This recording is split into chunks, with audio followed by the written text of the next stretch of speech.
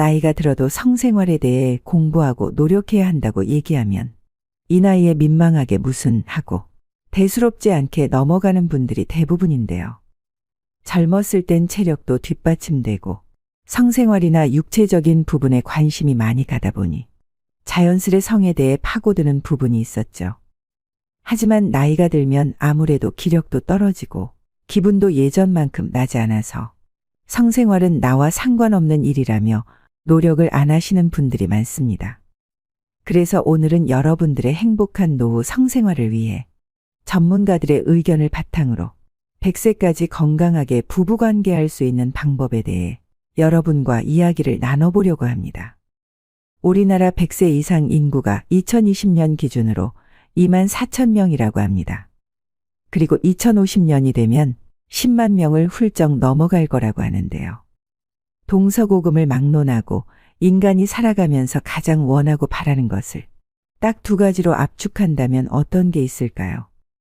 아마도 첫째는 건강하게 장수하는 것과 또 한 가지는 남녀 간의 육체적인 사랑. 결국 쉽게 말해서 성생활을 몇 살 때까지 즐길 수 있는가가 화두가 아닐까 싶은데요. 여러분은 몇 살까지 성생활이 가능하다고 생각하시나요? 미국의 성과학자 알렉산더 박사는 100살까지도 성생활이 가능하다고 주장하고 성반응 연구로 유명한 마스터즈 박사 역시 80세가 넘어도 가능하다고 밝혔는데요. 2000년도에 일본 노인 400쌍을 대상으로 조사한 결과 응답자 60%가 85세까지 적어도 한 달에 한두 번은 성생활을 하는 것으로 나타났습니다. 당시 일본의 평균 수명이 85세 전후였음을 생각할 때 문자 그대로 죽을 때까지 가능한 것이 성생활인 것입니다. 현대 의학이 발전하면서 인간은 단지 장수하는 것만으로는 성이 차지 않고 늘어난 수명만큼 삶의 질을 중요시하게 되었습니다. 그렇다면 우리가 80세, 90세에 길게는 100살까지 삶의 질을 더 높이는 성생활을 하려면 어떻게 해야 될까요? 첫 번째는 하루에 한 번은 무조건 세워주자입니다. 뭘 세우자는지 아시겠죠? 며칠 전에 60대 중반인 지인분이 나는 부인하고 각방을 쓰다가 이제는 아예 방을 하나 얻어서 밖으로 나왔다고 말씀하시더라고요. 그러면서 밖으로 나와서 살다 보니 뭐 아무런 생각이나 관심도 없고 이제 여자하고 어떻게 해야 되는 건지도 다 잊어버린 것 같다. 그 얘기를 듣고 무척 안타까웠는데요. 여러분, 요즘 60대가 노인이라고 생각하시는 분이 얼마나 될까요? 60 청춘이라는 말도 있죠. 얼마든지 팔팔하고 뭐든지 하실 수 있는 너무 좋은 나이인데 잊어버렸다며 벌써 포기하시는 모습을 보니 마음이 참 안 좋았습니다. 나이가 들면 아무래도 신체적 노화로 성기능이 떨어지게 되는데요. 심리적으로 위축되고 하다 보니 정상적인 성생활이 힘든 경우도 많습니다. 젊어서는 100m를 전력 질주할 수 있었고 밤새 놀아도 다음날 멀쩡하게 일상생활이 가능했지만 나이가 들면 마음처럼 이게 잘 안 되죠. 성생활도 마찬가지입니다. 그래서 오늘 제가 첫 번째로 무조건 세워주자라는 말씀을 드리는 겁니다. 왜냐하면 남성성이 죽어버리면 활력도 없어지고 자신감도 많이 떨어집니다. 세울 수 있다는 건 성적 흥분을 할 수 있다는 것인데요. 흥분이 되면 평상시보다 더 많은 혈액이 유입되면서 중요 부위가 커지게 됩니다. 그 말은 결국 혈액순환이 잘 된다는 걸 의미하는 것입니다. 혈액순환이 이렇게 잘 된다는 것은 결국 각종 세균으로부터 자신의 몸을 지켜줄 수 있는 아주 직접적인 원인이 되는 겁니다. 그래서 하루에 한 번, 이게 어렵다면 이틀에 한 번은 꼭 세워주셔야 됩니다. 그래야 중년을 넘어 노년의 남성성을 되찾을 수 있는 방법입니다. 두 번째는 배우자나 애인과 함께 노력하자입니다. 나이가 들어도 성욕이 있다는 것을 인정하고 상대방과 함께 노력해서 서로 부족한 점은 채워주되 너무 과도한 성지식이나 정보에 휘둘리지 말아야 합니다. 젊어서는 자극적이고 거친 음식도 부담 없이 먹을 수 있었습니다. 하지만 아무래도 나이가 들면 이런 음식은 소화하기가 힘드니 부드러운 음식만 찾게 되죠. 성생활도 마찬가지입니다. 젊어서처럼 사비비주의 성관계, 자극적인 성관계만 고집할 것이 아니라 자연스러운 스킨십, 정서적으로 교감할 수 있는 대화 등 성관계를 둘러싼 애정과 친밀감의 표현도 중요한데요. 나이 들어서도 남편이 너무 들이대서 힘들다고 하는 경우도 있습니다. 중년 이후에도 육체적으로 건강한 남편들이 늘어나다 보니 삽입 중심적인 성관계만 요구하는 경우도 많은데요. 이런 남편의 요구를 어디까지 받아줘야 하는지 고민하는 분들도 많다고 합니다. 성생활은 서로가 즐겁고 행복하자고 하는 것이지 절대 일방적인 욕구 해소가 될 수 없습니다. 서로 원하는 부분과 부족한 부분은 대화를 통해서 충분히 극복할 수 있는 부분이라고 생각됩니다. 남편도 아내의 몸에 대한 이해가 필요합니다. 폐경 이후 호르몬의 변화로 달라진 아내의 성적인 흥분을 어떻게 불러올 수 있을지 고민하는 것이 먼저입니다. 아내 또한 끊임없이 요구하는 남편을 주책이라 여기지 말아야 됩니다. 옛말에 남자는 젓가락들 힘만 있으면 할 수 있다는 얘기가 있죠. 남성으로서의 존재감을 인정해주는 것이 우선입니다. 세 번째는 귀를 잡아당기고 발바닥을 두드려주자입니다. 걷는 거 중요한 건 다 아실 텐데요. 그래서 많은 분들이 걷기의 중요성을 알고 실천하고 계시죠. 오늘은 걷기 말고 다른 걸 말씀드리고 싶습니다. 귀를 당기고 발바닥을 두드리면 정력에 좋다는 사실 알고 계셨나요? 성감대 중 하나가 바로 귀인데요. 우리가 나이가 들수록 호르몬이 감소되고 그것은 결국 성적인 감흥이 줄어든다는 건데 귀를 자꾸 잡아당기면 성호르몬이 더 많이 배출된다고 합니다. 귓불의 위쪽에는 작은 돌기가 있는데 이 돌기의 안쪽이 바로 남성 고환의 반사지점이라고 합니다.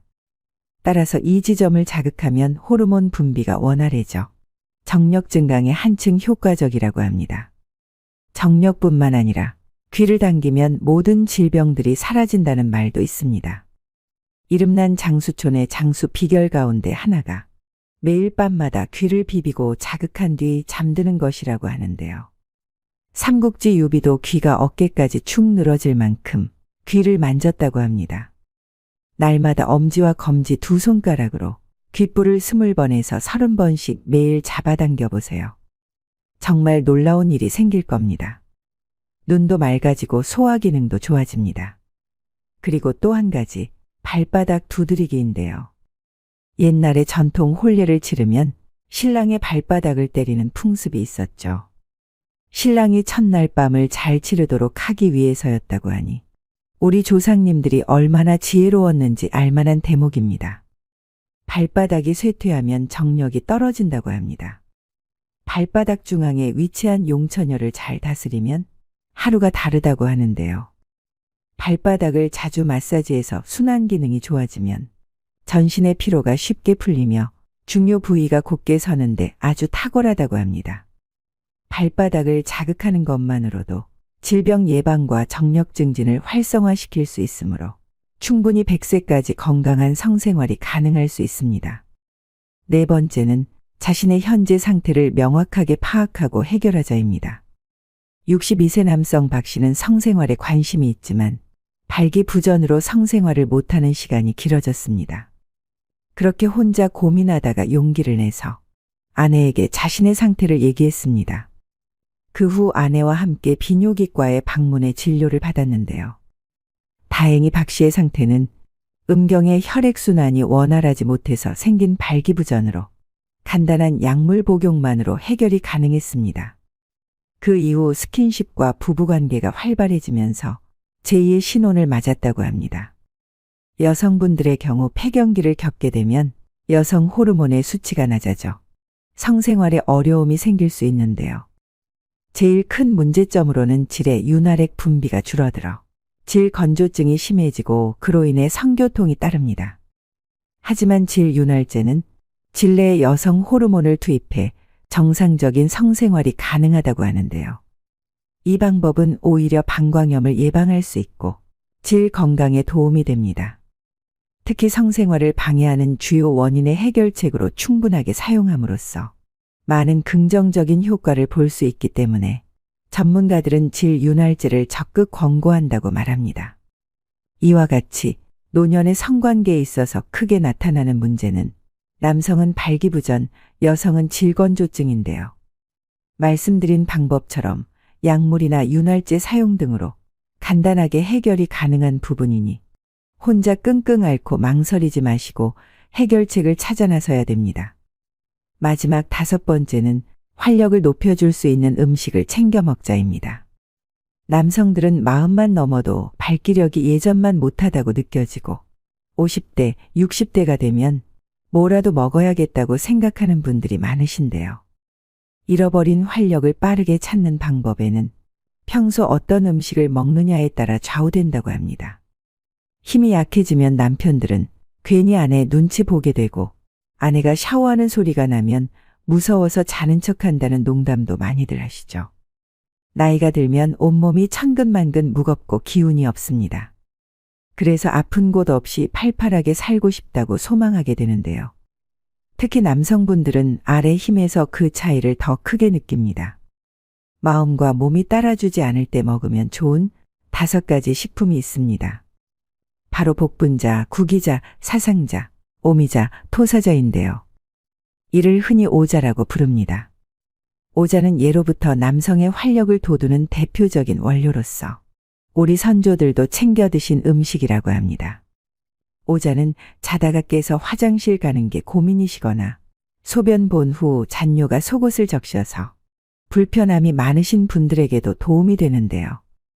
이렇게 유독 남자에게 좋은 오자를 간편하게 환으로 드실 수 있는 제품을 소개해 드리려고 합니다. 이미 많은 분들이 구매하신 맨피던스 110 제품입니다. 건강한 우수업체로 선정된 더앱에서 만든 오자환입니다. 맨피던스 110은 해썹 인증받은 제조시설에서 생산한 안전한 제품이며 찹쌀, 밀가루 없이 오직 오자로만 만든 100% 오자환이기 때문에 믿고 드실 수 있습니다. 오자에 대해 좀 더 자세히 설명드리겠습니다. 먼저 복분자가 남성 활력에 좋은 음식이라는 건 모두 알고 계실 텐데요.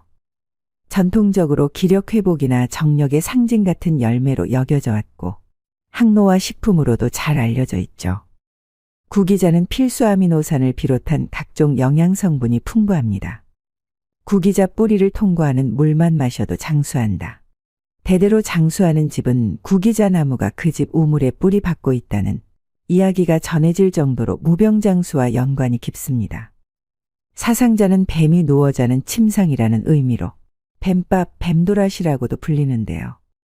몸이 찬 뱀이 사상자 밑에서 잠을 청하고 열매를 먹는다 할 만큼 따뜻한 성질을 지니고 있어 남성에게 좋은 원료로 꼽힙니다. 오미자는 오미자 나무의 열매로 눈은 밝게, 머리는 맑게 하며 원기 부족을 보여줍니다. 마지막으로 토사자는 천연 비아그라로 불리는 원료이기도 합니다. 이처럼 원기 회복과 활력 충전의 만능인 오자환을 안 먹을 이유가 없는데요. 잠을 많이 자도 아침에 일어나면 활력이 없는 분들, 만사가 귀찮게 느껴지시는 분들, 아래 힘이 빠지는 분들에게 3개월 정도 꾸준히 드셔보시길 추천드립니다. 맨피던스 110 구매를 원하시는 분들은 고정 댓글에 있는 링크를 클릭하시거나 인터넷 주문이 어려우시다면 1600-1916으로 전화 주문도 가능합니다. 많이 구매할수록 박스당 가격이 내려간다고 하니 주변 소중한 분들에게도 선물하시고 함께 드셔보시면 좋겠습니다. 여러분 어떠신가요? 미국 노년 학회에서 65세 이상 기혼 남녀를 대상으로 노년의 성관계와 행복감에 대한 연구 결과를 발표했는데요. 한 달에 한 번 이상 성생활을 하는 노년 부부의 경우 행복도 조사에서 70% 이상이 행복하다고 응답했고 80%가 결혼 생활에 대단히 만족한다고 답했습니다. 반면 지난 1년간 한 번도 성관계를 갖지 않은 경우는 행복하다고 응답한 비율이 40%, 결혼 생활에 만족한다는 응답이 59%에 불과했습니다. 그만큼 나이가 들어서도 성생활을 꾸준히 하는 것이 부부간의 행복도를 높이는 비결이라는 결과인데요. 이처럼 성관계는 부부 사이의 행복뿐 아니라 신체적인 활력 그리고 건강에도 많은 이점이 있습니다. 남녀 모두에게 이로운 건강한 부부관계의 중요성 말씀드리면서 오늘의 영상 마무리하겠습니다. 첫째, 면역력이 증진됩니다. 건강한 성관계는 심신의 안정을 가져올 뿐만 아니라 병과 싸워 이기는 면역력을 높여줍니다. 감기와 같은 질병을 예방하도록 돕는 항체인 면역 글로불린은 일주일에 1에서 2회 규칙적인 성관계를 가진 이들에게 더욱 높게 발견되었습니다. 둘째, 수명이 연장됩니다. 남자의 정액은 여자를 행복하게 한다라는 명언이 있습니다. 정서적인 사랑에서 비롯된 육체적 관계가 남녀 모두를 즐겁게 하죠. 놀라운 사실은 정신적, 육체적으로 만족감을 주는 성관계는 염증을 감소시켜 사망률을 44% 낮춰주기까지 합니다. 또한 심근경색 등 심장병 질환을 앓은 경우 역시 성관계 횟수를 늘렸을 때 사망률이 현저히 낮아졌다는 연구 결과가 있습니다. 셋째, 노화가 방지됩니다. 건강한 성생활은 뇌를 자극해 기억력을 높이고 건망증, 치매 등의 발병률을 낮추는 데 도움이 됩니다. 스트레스를 완화해주는 엔돌핀 호르몬이 나오기 때문인데요. 또한 성장 호르몬을 촉진시켜 남녀 모두에게 이로운 운동이 될 수 있습니다. 남성의 경우 테스토스테론 분비를 높여 근력을 강화해주고 여성의 경우 에스트로겐을 활성시켜 뼈를 단단하게 해줍니다. 넷째, 숙면에 도움을 줍니다. 불면증에 시달리는 분들이라면 주목하세요. 건전한 성생활의 또 다른 이점은 바로 숙면을 돕는다는 것입니다. 엔도르핀 호르몬은 스트레스를 덜어주고 면역력을 높이는 것뿐만 아니라 긴장을 풀어줘 숙면을 할 수 있도록 영향을 주는데요. 특히 오르가슴 후 분비되는 옥시토신, 프로락틴 등의 호르몬의 경우 더욱 깊고 편안한 수면 상태에 들게 만들어줍니다. 다섯째, 이혼율이 저하됩니다. 어쩌면 당연한 이야기인지도 모르지만 통계적으로 건강하고 건전한 성관계를 하는 부부일수록 이혼율이 줄어든다고 합니다. 건강한 성생활은 정서적, 육체적으로 외도를 하지 않고 서로만을 바라보기 위해 최선을 다한다는 뜻이기도 하니까요. 가까운 만큼 자주 생기는 트러블을 극복하고 결혼 이후에도 서로에 대한 로맨스를 유지하기 위해 노력할 때 건강한 관계가 지속된다는 사실을 꼭 기억하세요. 오늘도 노후의 지혜와 함께 해주셔서 감사드립니다. 황금빛으로 무르익어가는 여러분의 지혜로운 인생을 언제나 응원합니다. 여러분은 나이가 들어도 몸 관리만 잘하면 건강한 노후를 맞이할 수 있다고 생각하시나요? 60대, 70대까지만 해도 그렇게 생각하고 자신의 몸을 돌보지 않았지만 80세가 되면 누구나 이렇게 된다고 합니다. 이제는 운동을 해도 소용없고 몸에 좋다는 약을 챙겨 먹어도 다 부질없다는 걸 깨닫게 됩니다. 60대, 늦어도 70대에라도 이것을 알았다면 다르게 살 수 있었을까요? 우리는 이른바 100세 시대에 살고 있습니다. 물론 100세 시대라고 해서 누구나 100세까지는 살지는 않습니다. 하지만 무병장수를 원하지 않는 사람은 아마 없을 것입니다. 여유로운 행복한 삶이 배제된 채 그저 오래 산다는 것은 연명 이외에 별다른 의미가 없다고 생각되는데요. 여러분은 다음 문항 중 몇 가지나 해당이 되시나요? 건강을 위해 몸에 좋다는 영양제는 한 움큼씩 챙겨 먹는다. 좋아하는 음식이지만 오래 살려는 마음에 먹고 싶은 걸 참는다.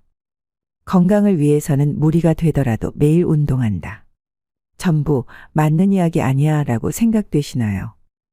나이가 들수록 건강에 해로운 건 피하고 건강에 좋은 것은 꾸준히 실천하는 게 당연하다는 생각이 드는데요. 하지만 건강을 위해 참았던 일들이 80세가 넘은 사람이라면 자제할 필요도 무리할 필요도 없다고 합니다. 현재 우리나라의 노인 평균 수명은 80세 초반에서 중반을 웃돌고 있는데 문제는 80세가 넘어가면서부터 급격한 변화가 몰려온다는 것입니다. 80세 이후는 70대와는 완전히 다릅니다.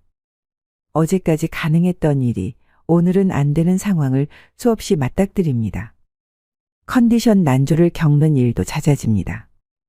리모컨을 어디에 뒀는지 기억조차 없는 황당한 상황을 자주 겪기도 하는데요. 배우자나 가까운 사람의 죽음을 경험하면서 하루아침에 고독이나 절망에 사로잡힐지도 모릅니다. 순식간에 생로병사의 거대한 벽이 거친 파도처럼 덮쳐오는 것이죠. 이처럼 80세의 거대한 벽을 제대로 넘지 못하면 노년의 생활은 말 그대로 지옥이 되는 겁니다. 반대로 말하면 우리가 이 80세의 벽을 잘 넘게 되면 행복한 20년의 노후를 보낼 수 있다는 얘기이기도 합니다. 여러분은 행복한 노후와 불행한 노후 어느 쪽을 선택하시겠습니까? 그래서 오늘은 먹고 싶은 거 다 먹고 하고 싶은 거 다 하고 살지만 105세의 나이에도 정정한 이씨 할머니에 대한 사연과 80세의 벽을 잘 넘는 방법을 7가지로 나눠서 알려드리겠습니다. 제가 모시고 살라니 이제 고집 좀 그만 피워요. 이러 없다. 늙음하게 내가 무슨 호강을 한다고. 아니 대체 혼자 왜 이러고 사시는 거예요? 올해 나이가 105세이신 이씨 할머니의 자식들은 속이 탑니다. 몇 년 전 아버지가 세상을 떠나고 홀로 남은 어머니가 너무 걱정입니다. 그래서 어머니를 모시고 살려고 집까지 새로 구했지만 어머니는 굳이 혼자 살겠다고 하십니다. 매 끼니마다 밥도 안 먹고 돼지고기만 먹고 그리고 건강에도 안 좋은 커피는 왜 이렇게 많이 마셔요? 그러다 진짜 큰일 나요. 그리고 할머니의 식습관도 문제입니다. 할머니는 매일매일 국도 밥도 없이 돼지고기 목살에 파랑 된장을 넣어 푹 삶아서 소금에 찍어 드십니다. 그리고 식후엔 설탕 2스푼 넣은 믹스 커피를 즐기시는데 한두 잔이야 그럴 수 있다 쳐도 이걸 하루에 10잔을 넘게 드십니다. 그러니 자식들이 걱정이 안 될 수가 없죠. 그런데 재미있는 건 할머니가 누구보다 건강하다는 사실이었습니다. 심지어 할머니보다 나이가 25살 어린 80세 딸보다 건강했습니다. 정작 엄마가 걱정이 되어 잔소리하는 딸은 여기저기 몸이 안 좋아서 절뚝이고 다녔지만 할머니는 딱히 아픈 데도 없고 활기가 넘치십니다. 그리고 요즘 할머니는 젊었을 때 못했던 한글 공부를 하십니다. 물론 혼자 독학으로 하셔서 글자가 삐뚤빼뚤이지만 그래도 자신이 좋아하는 노랫가락도 적고 그때그때 떠오르는 말을 메모해 놓습니다. 세상에 올 때 내 맘대로 온 건 아니지만 이 가슴에 꿈도 많았지. 이런 글로 시작하는 일기를 적기도 하십니다. 그렇게 한글 공부가 끝나면 할머니는 또 부지런히 외출을 하십니다. 근처에 있는 놀이터에서 소시적 잘 탔던 그네도 신나게 타시고 공원에 있는 운동기구도 타십니다. 공원에는 다리 운동 기구에 팔 운동 기구까지 없는 게 없습니다. 게다가 그곳에서 운동하러 온 동네 사람들과 이야기를 나눌 수도 있습니다. 단지 할머니가 나이가 많으셔서 다들 자식이나 손주뻘들이 많을 뿐입니다. 그런데 젊은 사람들도 하기 힘든 하체 운동을 105세 할머니가 하는 것을 보고 다들 놀라죠. 그리고 운동을 하고 돌아오는 길에 할머니는 꽃집에 들러 꽃 구경도 합니다. 그리고 집 앞 마당 울타리 아래에 지나가는 사람들 보라고 심을 꽃도 몇 송이 샀습니다. 그리고 하루에 꼭 10시간을 주무시는 할머니는 취침 전에 라디오를 꺼내서 노래를 흥얼흥얼 따라 부르기도 하시면서 잠들기 전까지 즐겁고 행복한 시간을 보냅니다. 그렇게 할머니는 70년을 보낸 정든 집에서 떠나기가 싫습니다. 자식들이 아무리 예쁜 전원주택에서 같이 살자고 해도 관심이 없습니다. 운동할 수 있는 장소가 있고 말동무도 많고 꼬마 친구들도 있는 이 집이 좋습니다. 덕분에 할머니는 100세가 넘은 나이지만 육체적 정신적 건강은 30년이 젊습니다. 100세 시대라는 말이 넘쳐나는 요즘 모든 사람이 이씨 할머니처럼 건강하게 100세를 맞이하는 것은 아닙니다. 현재 남성의 평균 수명은 82세, 여성은 88세입니다. 이 평균 수명은 앞으로 점점 더 증가해서 인생 100년, 100세에 가까워질 것입니다. 그렇지만 아무리 오래 살 수 있다고 해도 건강 수명이 늘지 않으면 누군가의 손길을 필요로 하거나 침대에서 생활해야 하는 기간만 길어질 뿐입니다. 그 기간은 현재 남성이 9년, 여성이 12년입니다. 그렇다면 사연 속 이 씨 할머니는 어떻게 105세의 나이에도 저런 건강함을 유지할 수 있을까요?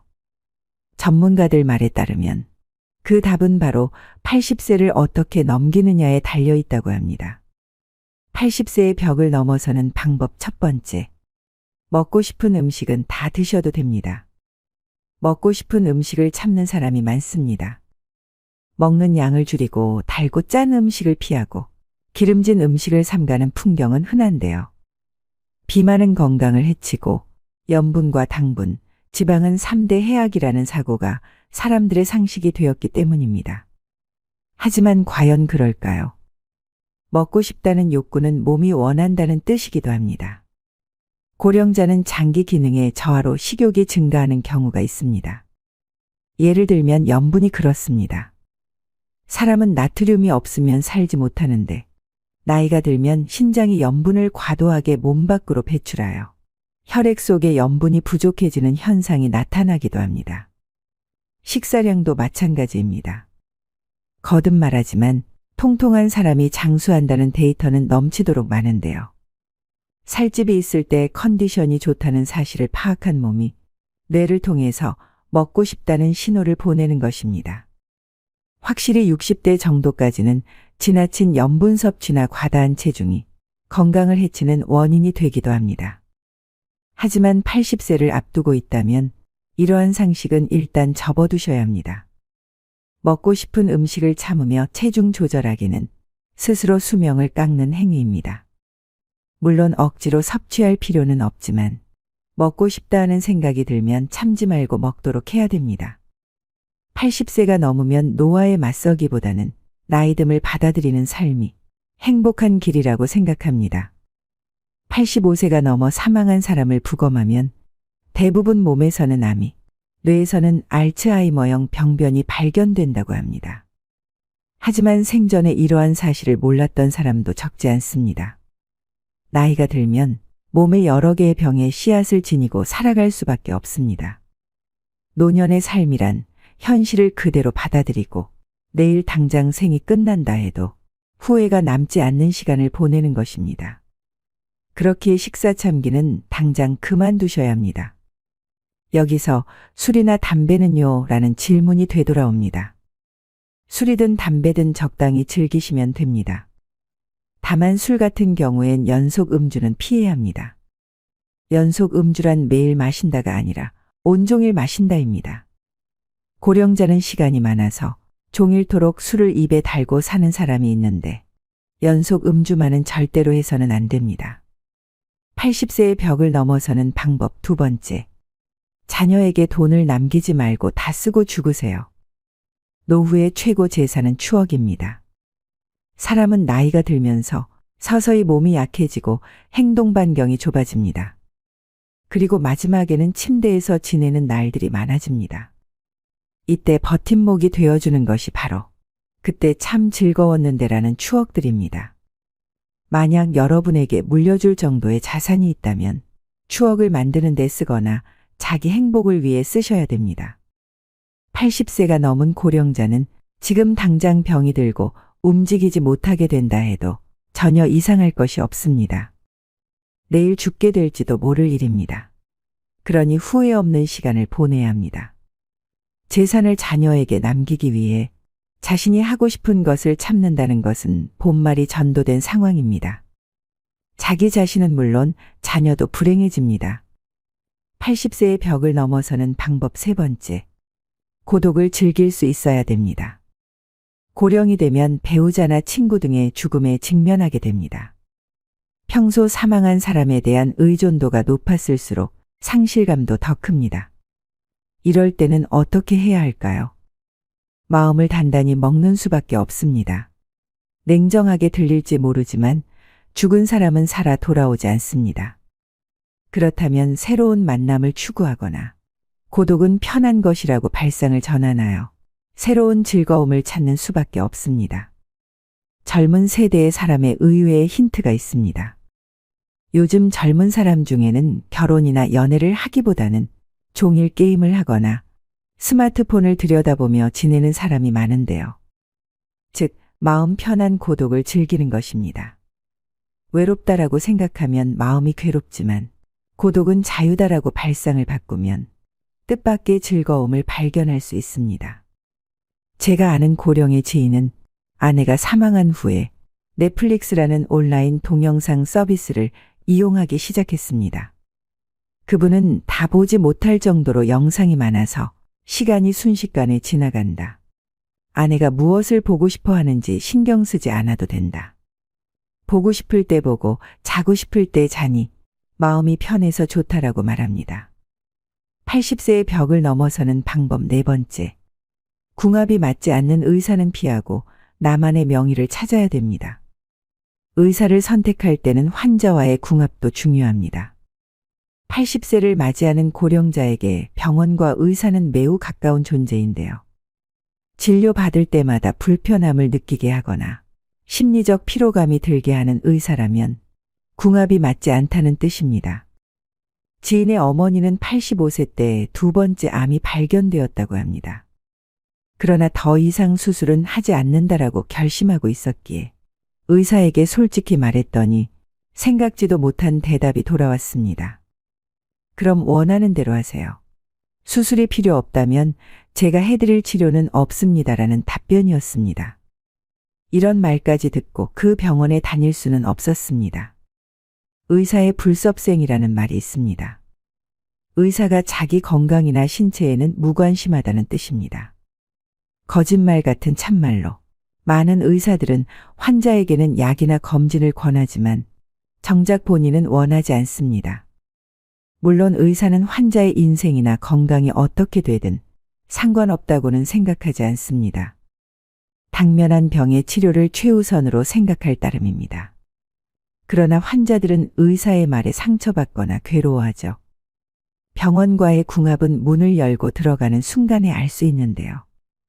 분위기가 밝다면 의사와 환자의 소통이 잘 이루어진다는 증거이고 반대로 어딘가 모르게 어둡다면 피해야 합니다. 인생 경험이 풍부한 여러분의 감각이 알려주는 것이니 그 직감을 믿으셔야 합니다. 병원은 몸이 아플 때 가는 곳인 만큼 대화를 나누면 기분이 나아지게 해주거나 환자의 이야기를 진지하게 듣고 치료해주는 의사가 당연히 좋습니다. 널리 알려진 명의보다 나만의 명의를 찾는 일이 중요합니다. 내 마지막을 지켜주었으면 하는 생각이 든다면 최고의 궁합일 것입니다. 80세의 벽을 넘어서는 방법 5번째. 성욕은 자연스러운 것으로 부정하지 마세요. 유감스럽게도 나이가 들수록 성욕은 감소하는데요. 특히 남성의 경우에는 남성 호르몬이 줄어들기 때문에 눈에 띄게 떨어집니다. 여성의 경우에는 나이가 들수록 남성 호르몬이 증가해서 성욕이 다소 올라가는 사람도 있습니다. 성욕이 있다는 사실은 부끄러운 일이 아닙니다. 남성이든 여성이든 가능하다면 적극적으로 성생활을 하는 편이 좋습니다. 얼마 전 어느 신문 고민 상담란에 79세 남성의 사연이 올라왔습니다. 거의 날마다 자위하는 나는 비정상인가요? 라는 고민이었습니다. 정상입니다. 멋진 일이라고 생각합니다. 남성 호르몬이 충분히 분비되고 있다는 증거입니다. 즐길 수 있을 때 즐기지 않으면 손해입니다. 그리고 풍부한 남성 호르몬은 판단력이나 근력을 높여 젊음을 유지하는 데에도 도움이 됩니다. 여성도 마찬가지입니다. 성욕이 있는 사람도 있고 전혀 없는 사람도 있겠지만 이것은 그저 개인차일 뿐입니다. 80세의 벽을 넘어서는 방법 6번째. 할 수 있는 일은 포기하지 마세요. 할 수 있는 일을 계속 유지하는 것. 그 중에서도 으뜸은 운동입니다. 운동이 필요하다는 사실은 살면서 지금까지 귀에 딱지가 앉을 정도로 들었으니 충분히 이해할 것입니다. 하지만 그래도 하지 않는 사람이 있는가 하면 좋다고 해서 운동을 지나치게 하는 사람도 있습니다. 둘 다 바람직하지 않습니다. 적절한 운동을 기억하셔야 합니다. 과도한 운동은 체내의 활성산소를 과도하게 만들어 몸을 산화시킵니다. 스포츠 선수 중에 나이보다 들어 보이는 사람이 많은 이유도 이 때문인데요. 80세 이상의 고령자에게는 걷기 운동이 딱 알맞습니다. 즉, 산책입니다. 시간은 하루에 30분 정도가 이상적입니다. 한 번에 30분을 걸어도 되고 아침, 점심, 저녁으로 나누어 각 10분씩 합계 30분이어도 상관없습니다. 가능하면 조금 빠른 속도로 팔을 흔들면서 걷도록 해야 합니다. 산책에는 또 다른 효과가 있는데요. 자연광을 쏘이면 세로토닌이라는 뇌내 물질이 분비됩니다. 이 물질은 행복 호르몬이라고 불리는데 마음을 안정시키거나 머리 회전을 좋게 만드는 역할을 합니다. 산책 이외에 청소나 세탁 같은 집안일도 훌륭한 운동이 됩니다. 이처럼 몸을 수시로 움직이는 일이 중요합니다. 아, 귀찮아라는 생각이 들더라도 오히려 반대로 몸을 움직여 봅시다. 80세의 벽을 넘어서는 방법 마지막 7번째. 약은 좋지 않을 때만 먹으세요. 장수하는 약은 없습니다. 또 약을 계속 먹어야 오래 산다는 근거는 어디에도 없습니다. 그저 자기 소신껏 사는 것이 제일의 방법입니다. 의사에게 수치가 높더라도 건강한 삶을 우선하고 싶다라고 말했는데 들어주지 않는다면 좋은 의사가 아닙니다. 그런 의사는 환자가 거절하면 됩니다. 선생님이 그리 말하니까 선생님 눈밖에 날까 봐서 의사의 안색만 살피며 참는 사람이 있는데 약을 먹어야 오래 산다는 확실한 근거는 의사에게도 없습니다. 다량의 약을 지속해서 복용하면 어떻게 될까요? 당연히 몸에 큰 부담을 줍니다. 왜냐하면 약은 독이기도 하기 때문입니다. 특히 고령자일수록 많은 약을 함께 쓰면 문제가 됩니다. 본래 약이란 몸이 좋지 않을 때 치료를 위해 먹는 것입니다. 오늘날에는 오래 살려고 약을 먹는 사람이 많지만 관련된 근거에 대한 조사나 연구는 제대로 이루어지지 않고 있습니다. 머리가 아프면 두통약을 먹고 위가 아프면 위장약을 먹으면 됩니다. 물론 꼭 먹어야 하는 약도 있으므로 모든 약을 끊을 수는 없지만 일상생활의 활동 수준을 방해하지 않도록 최소한에 머물러야 합니다. 이것이 80세 이상의 고령자가 약과 어울리는 올바른 방법입니다. 80세의 벽을 잘 넘는 방법 6가지를 말씀드렸습니다. 지금까지의 인생은 하루하루가 바쁘고 무언가에 쫓기듯 살아오셨을 겁니다. 하지만 80세부터는 다릅니다. 천천히 하루를 살아도 됩니다. 좋아하는 일을 하고 싫어하는 일은 하지 않는 것. 이것은 80세가 넘은 고령자의 기본 자세입니다. 사실은 하고 싶은데 참는다 혹은 사실은 하기 싫은데 참는다와 같은 태도는 지금 당장 그만두시길 권합니다. 80대는 어느 날 갑자기 움직이지 못하게 될 위험을 항상 안고 있기 때문입니다. 그때 할 걸 그랬다라고 후회하는 일이 없도록 해야 됩니다. 목표와 기한을 정할 필요도 없습니다. 마음 흐르는 대로 그렇게 하루하루 알차게 평온한 나날을 보내며 나도 모르는 사이에 80세의 벽을 넘어서는 것이 이상적인 방법입니다. 오늘도 노후의 지혜와 함께해 주셔서 감사드립니다. 황금빛으로 무르익어가는 여러분의 지혜로운 인생을 언제나 응원합니다. 인생이 잘 풀리고 운이 열리는 얼굴이 되기 위해서는 반드시 이것을 알아야 합니다. 젊은 시절 아무리 부와 권세를 누렸어도 말년이 불행하면 의미가 없습니다. 젊어서 고생은 사서도 한다고 했지만 노년 시절 궁핍함은 인생에서 꼭 피해야 하는 3가지 중 하나로 꼽히는데요. 특히 노년기의 운은 건강과 직결돼 있기 때문에 더욱 그렇습니다. 젊은 시절 한나라를 쥐락펴락하다시피 했으나 말년운이 좋지 않은 사례를 보면서 더욱 나의 말년운에 관심이 갑니다. 여러분, 보통 정해진 사주팔자는 바꿀 수 없다고 하지만 관상은 예외라는 것 아시나요? 관상학에 따르면 인상을 바꿀 수 있다고 하는데요. 말년운이 좋은 관상은 따로 있다고 하지만 혹 그렇게 생기지 않았더라도 너무 걱정 안 하셔도 됩니다. 말년운이 좋아지는 얼굴로 만들면 됩니다. 그래서 오늘은 불을 불러오는 관상 만드는 방법과 말년운이 좋은 관상은 어떤 특징이 있는지 살펴보겠습니다. 지금이라도 내 얼굴을 짚어보시고 오늘부터라도 말년운을 관리하시길 바랍니다. 말년복을 불러오는 관상 만드는 방법 첫 번째. 윤기 있는 피부입니다. 굳이 관상이 아니더라도 인상학적으로도 얼굴에 윤기가 있으면 훨씬 젊어 보인다고 하는데요. 얼굴이 푸석푸석하고 윤기가 없고 늘어지거나 피곤해 보인다면 사람들이 좋아할 리가 없겠죠. 관상학이나 인상학이나 결국은 사람의 눈으로 보고 판단하는 것이라는 겁니다. 여러분, 부티나는 얼굴을 한번 연상해 보세요. 앞서 말씀드린 푸석푸석한 피부, 피곤해 보이는 윤기 없는 얼굴을 가진 사람과 매칭이 되시나요? 관상학적으로도 얼굴에 윤이 나지 않는다면 절대 성공할 수 없다라고 말을 하고 있습니다. 일반적으로 성공한 연예인들을 TV에서 보면 얼굴에 윤이 반들반들하죠. 성공한 부자들, 유명한 정치인들도 예외가 아닙니다. 피부가 반들반들 하다못해 빛이 반사될 정도입니다. 타고난 자기 얼굴을 어떻게 관리하느냐에 따라 운명은 확 달라집니다. 사람의 생김새는 취향에 따라 분명 차이가 납니다. 이목구비가 그리 조화롭지 못해도 하지만 얼굴에 윤기가 나면 잘생기거나 예뻐 보이기까지 합니다. 심리학에서는 첫인상 효과라는 것이 있는데요. 어떻게든 남에게 나의 이미지를 좋게 심어주는 것은 중요한 일입니다. 하여 첫인상을 좋게 만드는 최고의 수단이 바로 윤이 나는 피부를 만드는 것입니다. 두 번째는 생기 있는 얼굴입니다. 지인을 만나면 이런 말 한 번씩 하시죠. 무슨 일 있어? 얼굴이 왜 이렇게 힘들어 보여? 얼굴이 폈네. 무슨 좋은 일 있어? 이렇게 얼굴에는 우리의 마음이 다 드러나게 됩니다.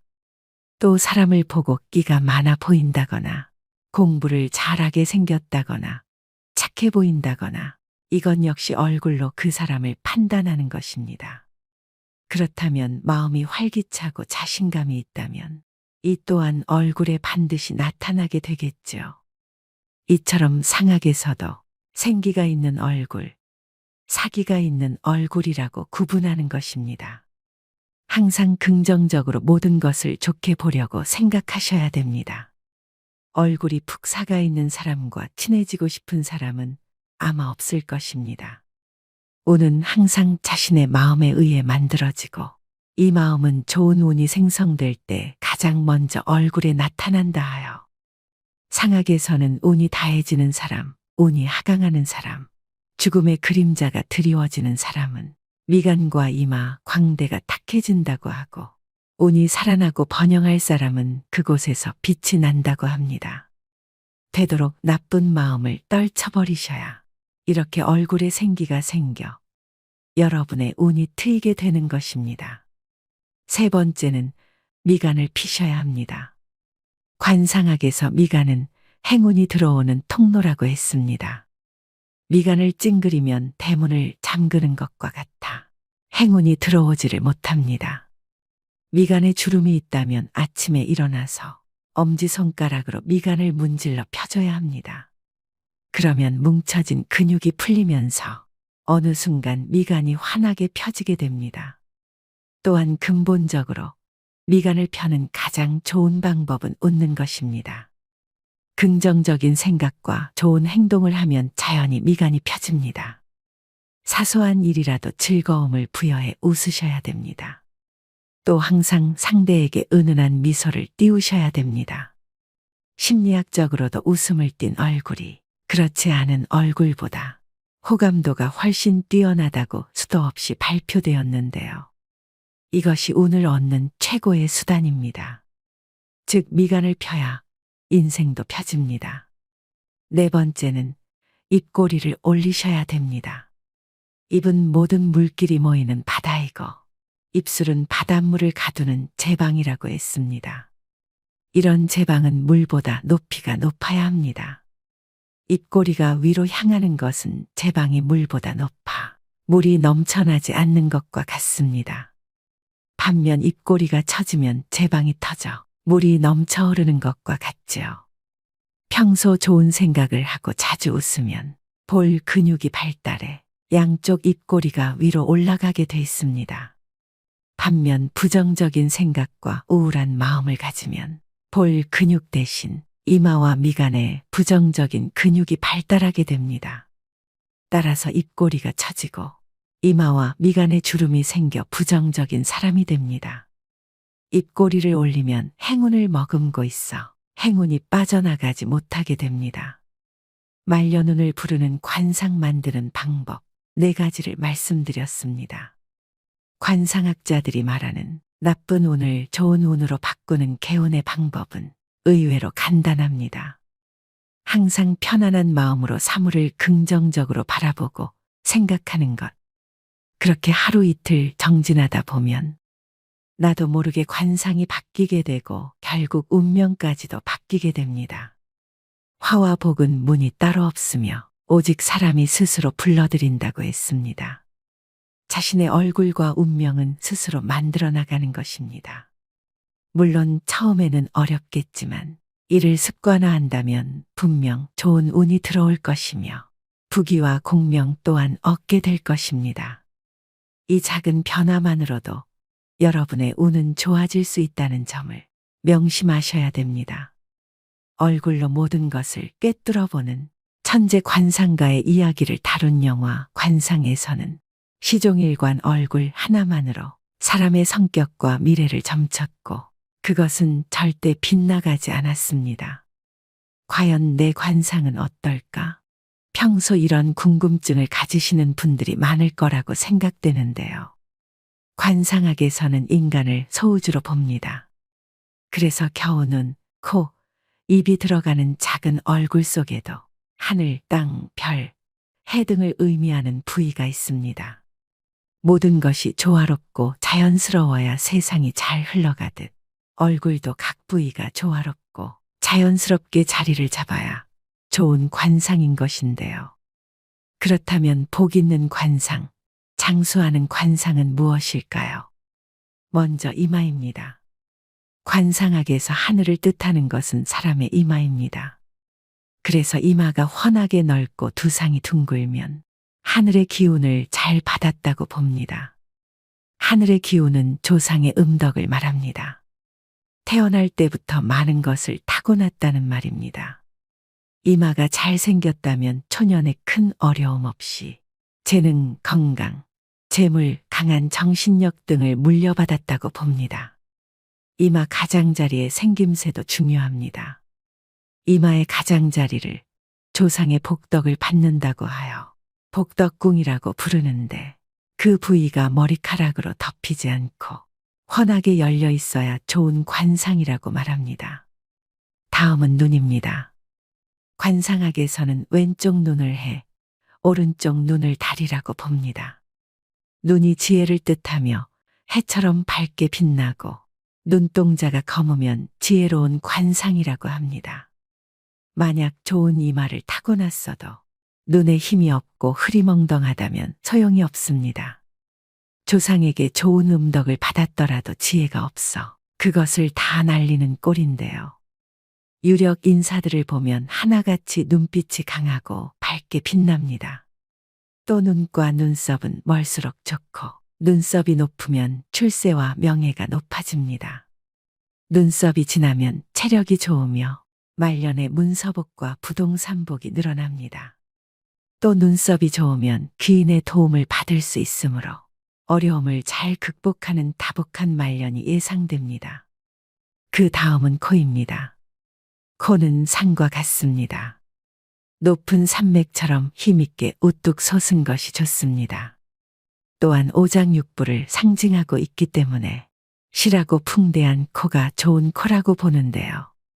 장수하는 어르신을 보면 대부분 코가 큽니다. 코가 작다는 것은 오장육부가 약하게 태어났다는 뜻이고 수명이 짧을 수 있으므로 건강관리를 잘해야 합니다. 코가 크고 높으면 자존심이 강하고 스스로 무엇을 하고자 하는 욕구도 강합니다. 다음은 광대뼈입니다. 코가 산이라면 광대뼈는 바위를 뜻합니다. 덩그러니 우뚝 솟은 산은 모진 풍파를 맞지만 양옆에 바위가 있으면 덜한데요. 코가 자신이라면 광대뼈는 옆에서 도와줄 조력자입니다. 배우자, 가족, 친구, 이웃, 직장 동료 등을 의미합니다. 그래서 코 못지않게 광대뼈의 모습도 중요합니다. 관상학에서는 광대뼈를 광골이라고 하며 이 광골이 둥글고 앞으로 발달되어야 좋다고 봅니다. 만약 광대뼈가 옆으로 발달하면 코와 멀어지는 형상이어서 가까운 사람에게 배신을 당할 수 있습니다. 코가 높고 광대뼈도 적당하게 발달해야 가정도 편안하고 사업도 번창하는 좋은 관상입니다. 다음은 입입니다. 윗입술보다 아랫입술이 도톰하고 입이 크면 좋은 관상입니다. 입술이 도톰하고 뚜렷하면 말려눈이 좋다고도 합니다. 입꼬리가 약간 올라가도 좋은 관상인데요. 이마가 의미하는 조상의 음덕을 그릇으로 고스란히 바치는 꼴이기 때문입니다. 올라간 입꼬리는 조상의 음덕을 말년까지 두고두고 누리는 것을 의미합니다. 인중이 길면 수명도 길고 말년이 편안하며 자손도 번성한다고 하는데요. 또한 인중이 길면 인내심도 강합니다. 인중이 좁고 짧고 얕은 사람은 그릇이 작고 이해심이 부족합니다. 말년의 기력이 약해져서 건강 관리를 잘해야 하고 자식과의 연이 적습니다. 만약 여러분들 중에 입이 빈약하다면 웃을 일이 없다고 하여도 꼭 많이 웃기를 바랍니다. 입은 중년과 말년의 모든 복을 담는 그릇이 되기 때문입니다. 다음은 턱입니다. 턱은 나의 인생을 떠받쳐주는 역할을 하고 재산을 모으고 축적하는 곳인데요. 땅 부자 중에는 턱이 잘 발달된 사람이 많습니다. 약간 각진 듯 둥근 턱이 좋은 턱으로 여겨집니다. 턱의 두께는 살이 많으면서 탄력이 있어야 좋고 턱 주위가 둥글어 마치 U자형처럼 풍만하고 여유 있게 보이는 턱이 좋은 턱입니다. 턱은 집터와 같기 때문에 좌우 아래가 넓고 크고 두껍고 단단할수록 좋습니다. 이런 턱은 노년의 풍요로운 삶을 영위할 수 있고 아랫사람들이 잘 따르게 됩니다. 관상학에서는 턱은 노복궁이라고 하며 주위 사람들이 나를 얼마나 믿고 따르고 도와주느냐를 보는 부분이기도 합니다. 따라서 턱이 넓고 크면 내가 부릴 수 있는 사람, 나를 따르는 사람이 많다는 의미가 됩니다. 즉 한마디로 아랫사람의 덕이 있고 자녀도 효도하게 됩니다. 반면 턱이 좁고 작으면서 약하면 내가 부릴 수 있는 사람, 나를 따르는 사람이 없어 어떤 일이든 나 혼자 해야 합니다. 또한 뺨 아래가 움푹 파였거나 뾰족하면 경제적 어려움을 겪으며 주위 사람들이 나에게서 멀어져 외로워집니다. 이마가 다소 어둡고 좁고 탁하더라도 코와 광대뼈 그리고 턱이 둥글게 잘 발달돼 있다면 유년기의 생활은 비록 어렵게 보내도 중년기 이후의 삶은 좋아집니다. 다음은 귀입니다. 귀는 크고 작고가 중요하지 않습니다. 윤곽이 뚜렷하고 뾰족하지 않은 둥근 귀, 두꺼운 귀를 좋은 귀로 봅니다. 귀의 윤곽이 뚜렷하다는 것은 그만큼 의지력도 강하다는 것을 나타냅니다. 중간에 포기하지 않고 일을 추진한다는 말인데요. 또한 귀가 둥글면 총명하다고 여깁니다. 귀가 뒤집어진 사람은 자존심이 세거나 욕심이 많을 가능성이 크다고 봅니다. 오늘의 영상 어떠셨나요? 나이가 들어가면서 자신의 삶과 인품이 얼굴을 통해 나타나게 됩니다. 얼굴은 인생의 성적표입니다. 늙을수록 얼굴에 웃음이 그려져야 합니다. 그래야 좋지 않았던 인상도 좋은 관상으로 바뀔 수 있게 되는 것이지요. 나이 들어 얼굴에 짜증과 불만, 우울을 담고 있다면 여러분 인생의 낙제점을 모두에게 공개하는 것이 됩니다. 이만큼 살아왔으니 마음은 이만큼 넓어지고 따뜻해졌다는 것을 우리는 얼굴의 표정으로 말할 수 있어야 합니다. 오늘 말씀드린 말년복을 불러오는 관상 만드는 방법을 꼭 실천하셔서 먼 훗날 여러분의 얼굴에 그려질 모습들이 따뜻하고 넉넉하기를 바라봅니다.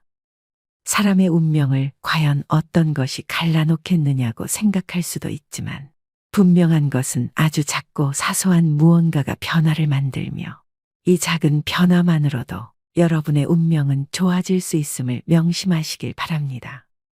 오늘도 노후의 지혜와 함께 해주셔서 감사드립니다. 황금빛으로 무르익어가는 여러분의 지혜로운 인생을 언제나 응원합니다.